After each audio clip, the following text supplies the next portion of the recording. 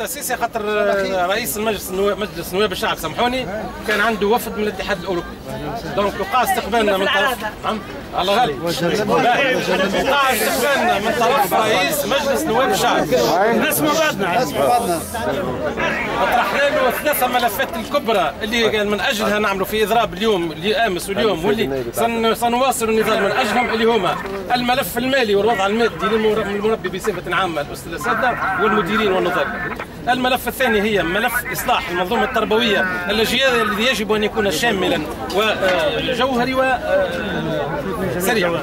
النقطة الثالثة هي مسألة الاعتداء على المؤسسة التربوية والعاملين فيها وظاهرة العنف المتسلسلة. دونك طرحناهم له وخلينا رسالة مكتوبة لرئيس مجلس نواب الشعب على أساس أنه يلزم يتفهم المطالب هذه، وباعتبارهم هم سلطة تشريعية عليهم أن يتحملوا مسؤوليتهم في اتجاه الدفاع على المنظومة العمومية والتعليم الديمقراطي والموحد في البلاد هذه، وعلى اساس انه يلزم زاد يصلحوا الوضع المادي للاستاذ اللي تدهور بصفه فظيعه، ويجب ما نجمش تصلح منظومه تربويه بوضع مادي نتاع استاذ متدهور. وكذلك انه ظاهره العنف، وطرحنا كذلك انه مساله انطلاق حوار وطني حول اصلاح المنظومه التربويه. الرد نتاعو السيد رئيس المجلس النواب انه يتفهم هذه المطالب بخصوص المطالب المهنيه.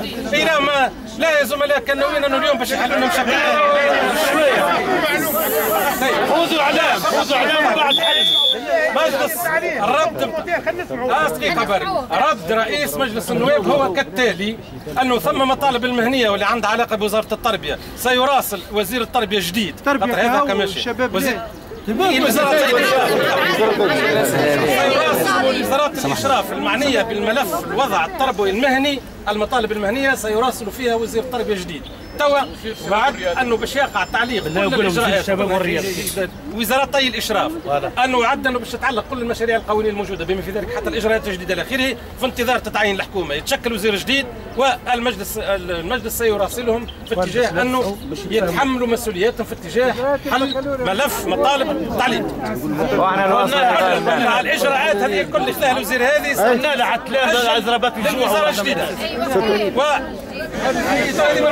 خلي يكمل. اثنين النقطة الثانية انه هو يقول انا كرئيس مجلس نواب وكشخص مع تبني المشروع حوار وطني حول اصلاح المنظومة التربوية تشارك فيه الناس الكل، ويجب ان نتقدم في التنفيذ في هذا. دونك هذه بعجالة تقريبا المقابلة ما دامتش اكثر من 10 دقائق.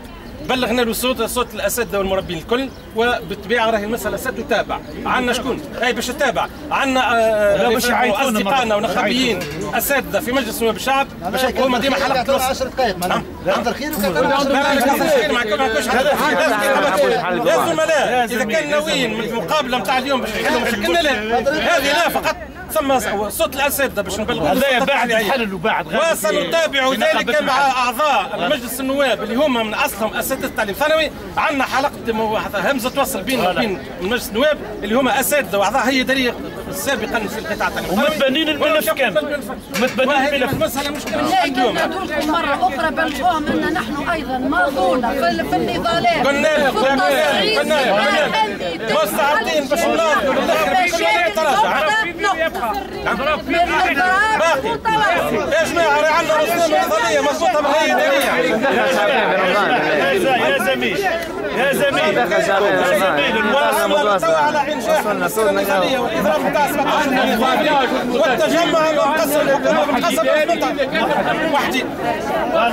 شكرا. ملتقانا الزملائي راهي مسمى حتى 17 فيفري، والتجمع الرئيسي اللي اسمه زاد يكون بالعدد نتاع حتى المنظمين حتكون اكثر من اليوم قدام قسم حكومه بالقصبه، وقتها تكون تكونت حكومه ثم وزاره وثم رئيس حكومه على اساس انه لازم يدفع الاعلام لا يمكن في الاعلام.